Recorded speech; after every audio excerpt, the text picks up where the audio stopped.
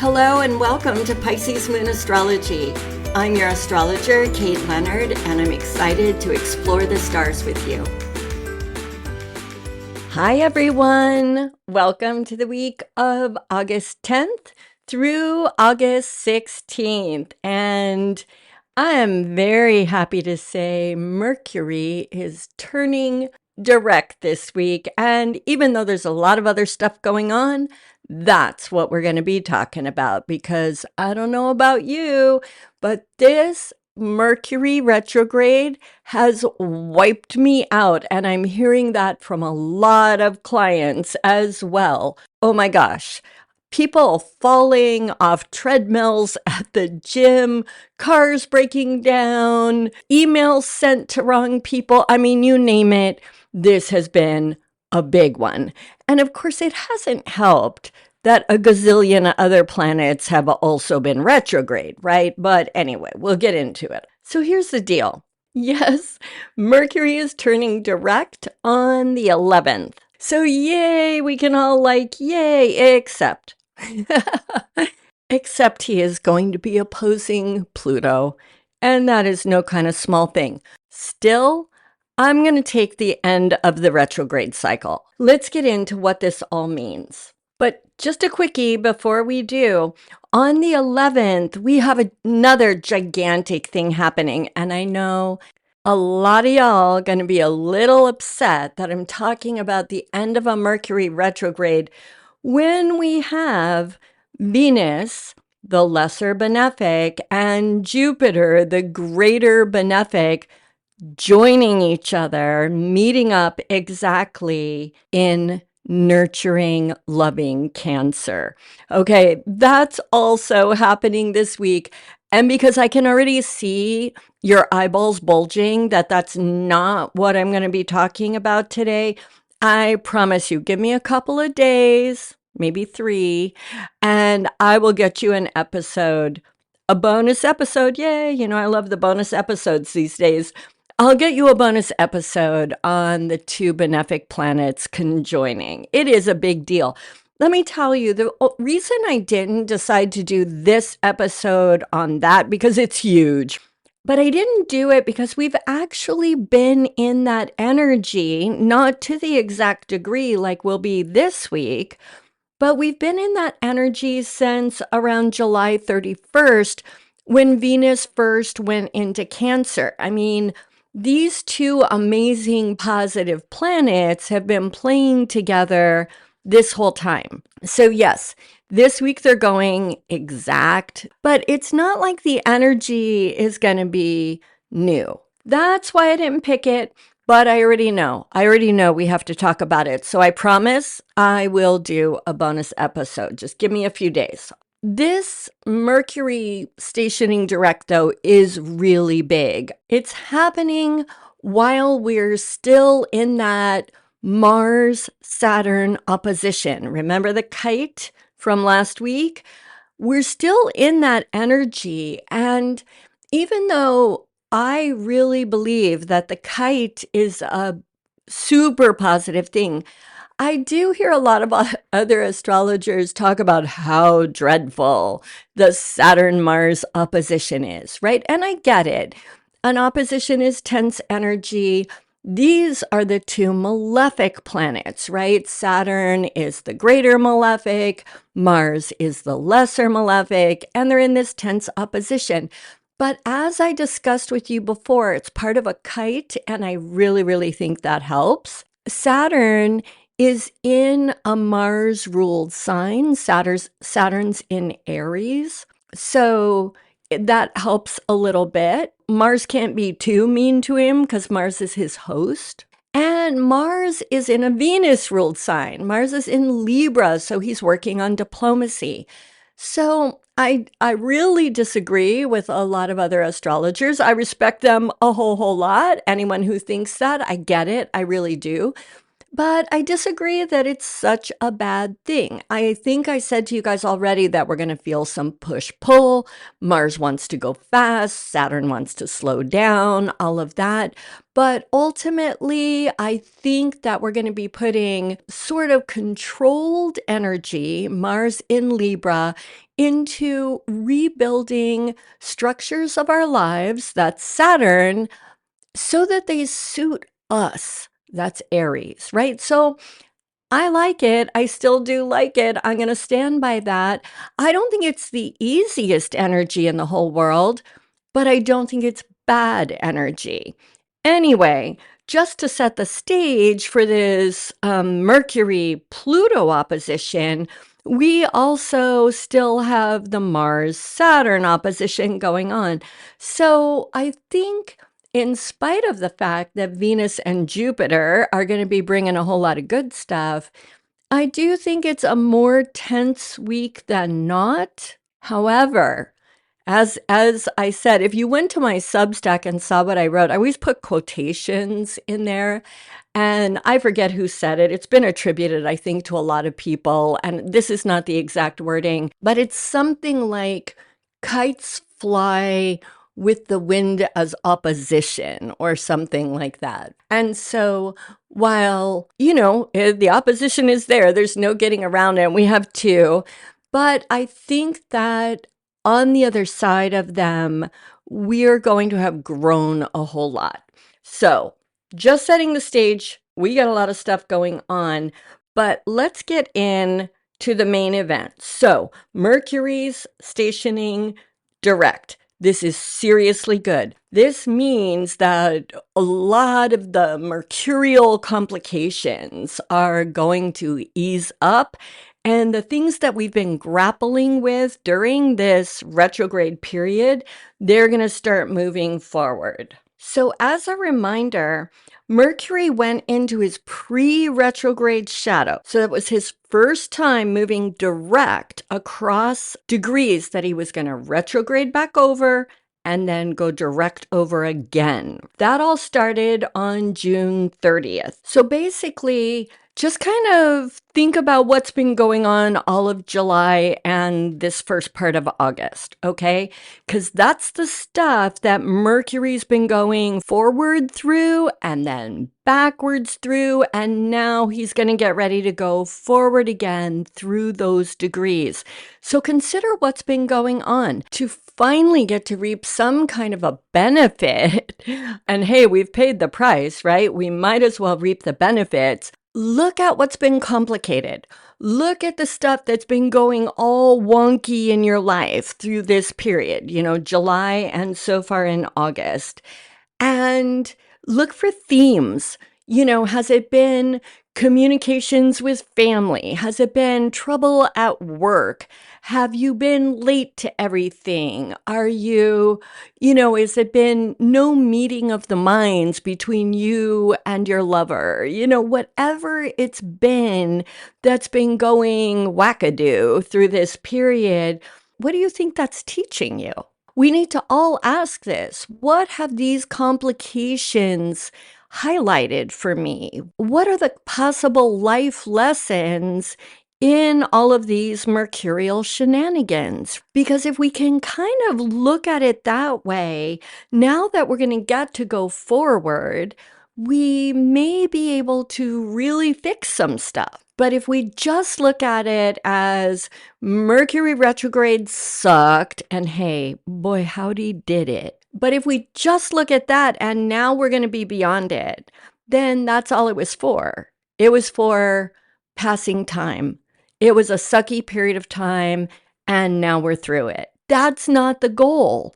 The goal is, I end every show saying seize the energies, because these celestial energies are how we can align ourselves with the universe and walk our paths of destiny. So don't just, or my advice, you do you, you know what I'm saying? But my advice is kind of look at the nature of what's been coming up during this retrograde period and figure out what you can change or shift or address that might help you to grow from those lessons. Does that make sense? I hope it does. Oh, and because Mercury, when he's going through a retrograde cycle, there's always periods of time when he's combust, meaning he can't be seen in the sky because he's too close to the sun. So also look at that kind of theme. Have you gone through periods where you feel like you're not being seen, not being heard, not being understood, not being valued, any of those kinds of things? Those are going to be really important to remember and think about this week, because Mercury in Leo is really about speaking our truth, letting our voices be heard, and honoring our creative spirit, our creative energy.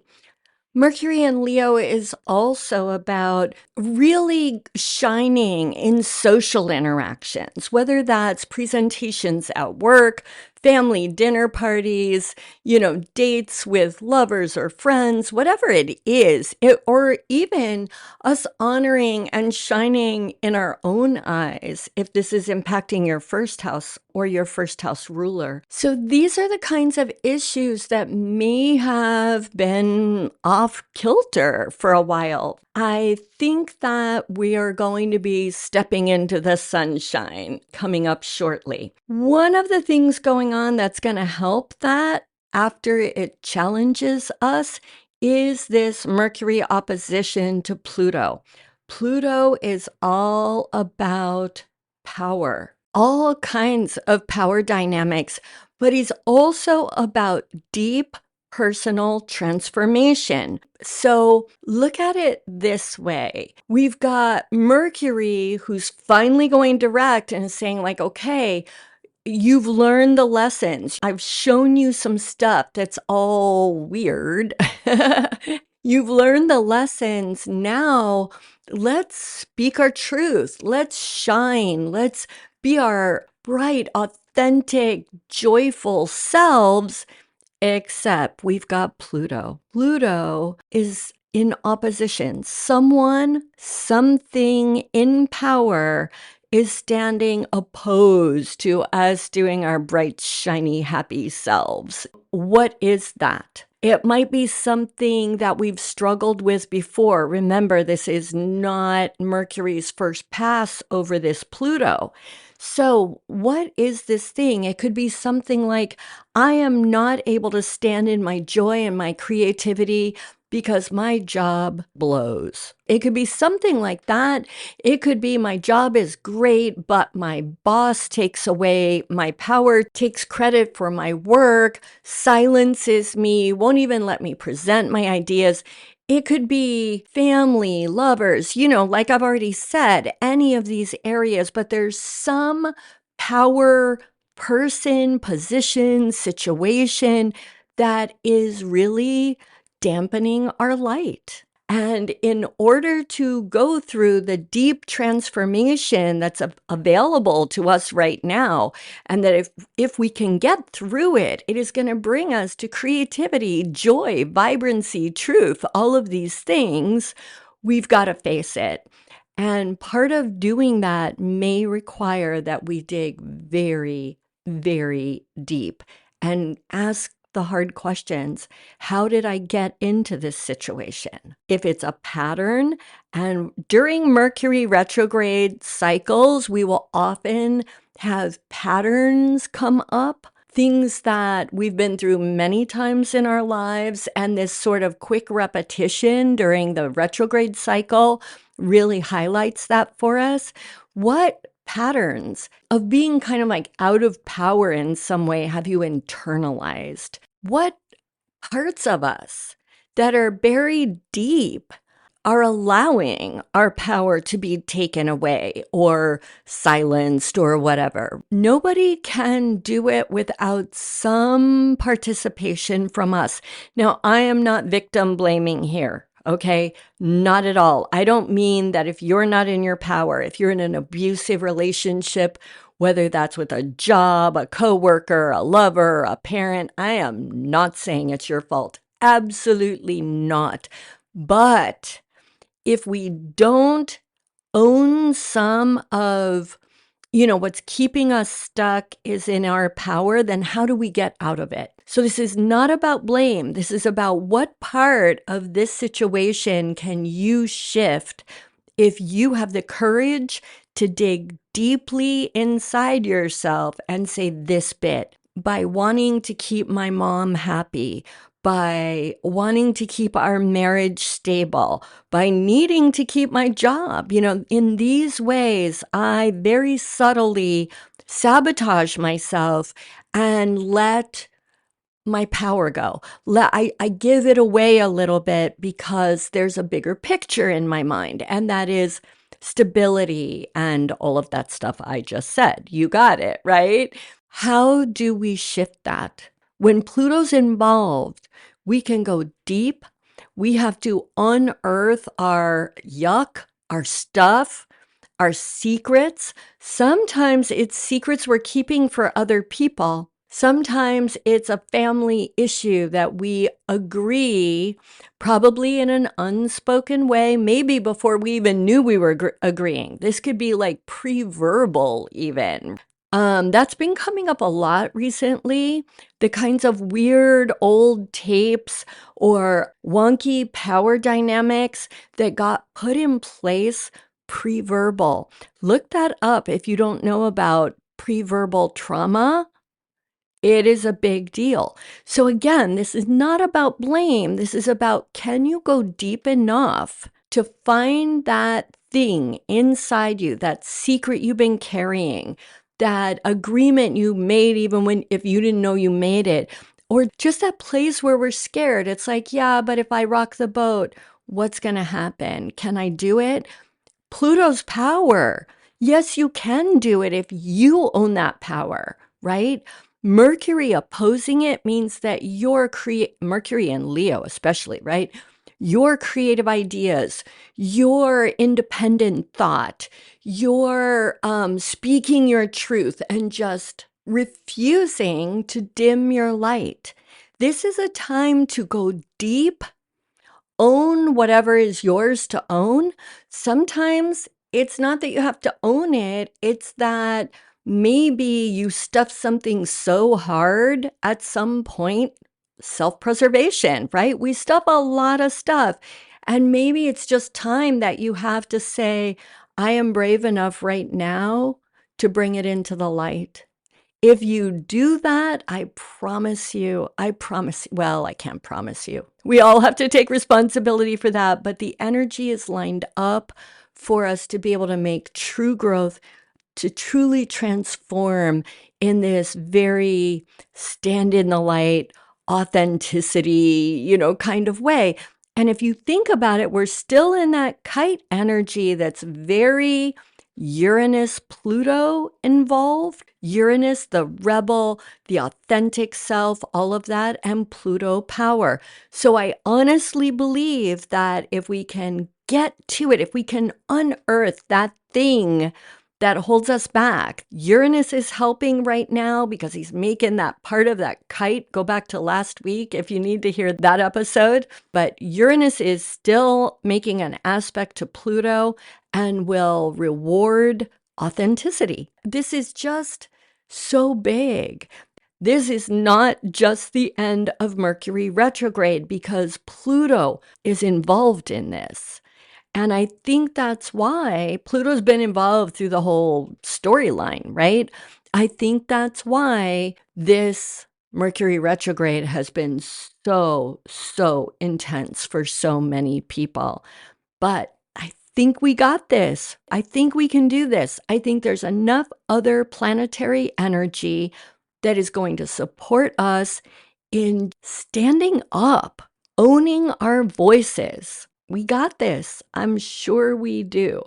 Anyway, the good news is Mercury's moving direct. Even if you don't choose to do any deep digging and all the stuff, happy Mercury direct to everybody, right? Because that alone is just kind of a good thing. As I said, we've also got the Jupiter-Venus thing going on. So there's a whole lot of blessings.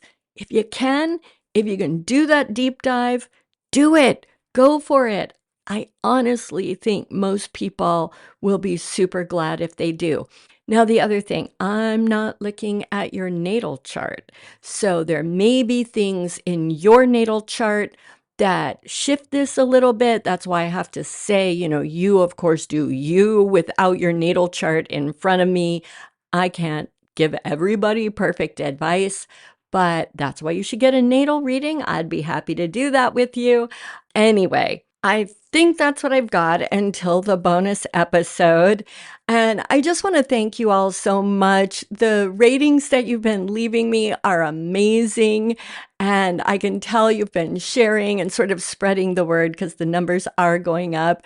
We're getting there slowly but surely. And I certainly could not do it without each and every one of you. Thank you, thank you, thank you. And yeah, I think we got this. So until next week, or until the bonus episode, go out and seize the energies of the stars. This is my wish for you always, and until I'm back on here, bye.